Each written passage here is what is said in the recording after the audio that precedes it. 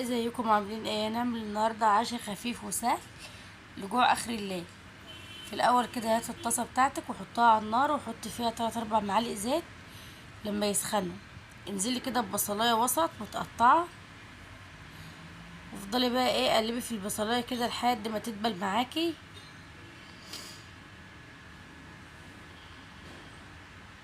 طاسه عشاء في 5 دقايق، مش هتوقفك كتير في المطبخ، اقل من 5 دقايق تكوني مخلصاها. والطعم مش عايزه اقولك عجبت العيال قوي قوي. هجيب بقى كمان هجيب كده قرن فلفل اللي هو ده كده، قرن واحد زي ده كده، وابتدي ان انا اخرطه.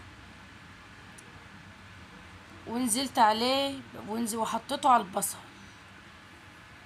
يبقى بعد البصلايه ما دبلت خرطت قرن فلفل، سواء بارد بقى او حامي براحتك. ونزلت كده على البصل برضو وتقلبتين 3 كده لحد ما يتبلوا مع بعض كده.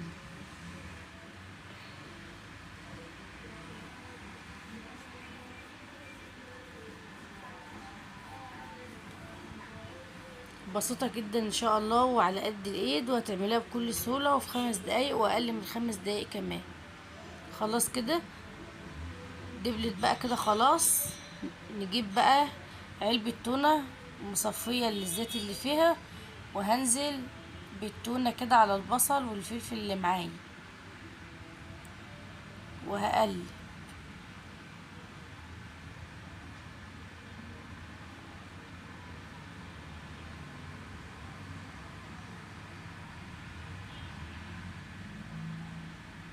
قلبي كده كله مع بعضه كويس، البصل والفلفل مع التونة.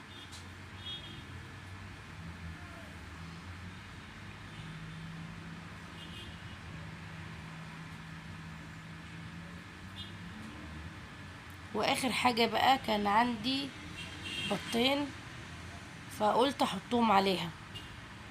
شفت الاختراعات بقى يا جماعة، بس بجد جميلة قوي قوي، وطعمها يعني عجب ولادي قوي قوي، وكانوا عايزين منها كمان. وسعي كده مكان البطين وحطيهم، وتبلي يلا بقى بملح وفلفل اسمر بس.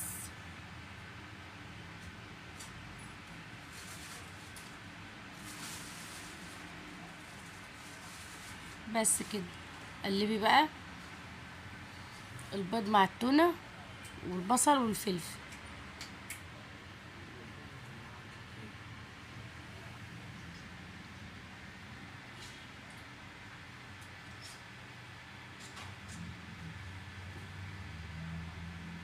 قلبي لحد لغاية ما البيض يستوي معاكي.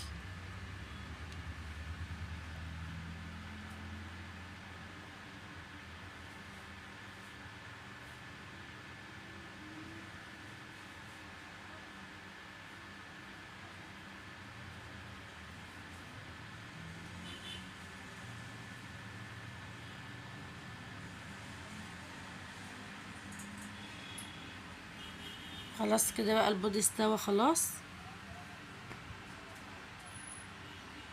وبكده يكون خلص العشاء السريع اللي هو بقى اللي احنا بنقول عليه جوع اخر الليل.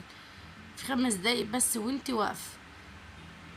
انا بقلب كده، انا بحب ان البيض يستوي قوي. في ناس بتحب البيض يبقى نص سوا كده، بس انا بصراحه يعني بتقرف منه، فبحب ان هو يستوي قوي.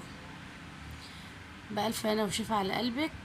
لقمة عيش تحفة تجنن، عايزاكي تجربيها وتقوليلي في الكومنتات ايه رأيك فيها. لو انت بقى مشتركتيش في القناة لسه بعد ما اتفرجت على الفيديو، اشتركي في القناة وفعلي زر الجرس عشان كل جديد يوصلك، وحطيلي لايك حلو.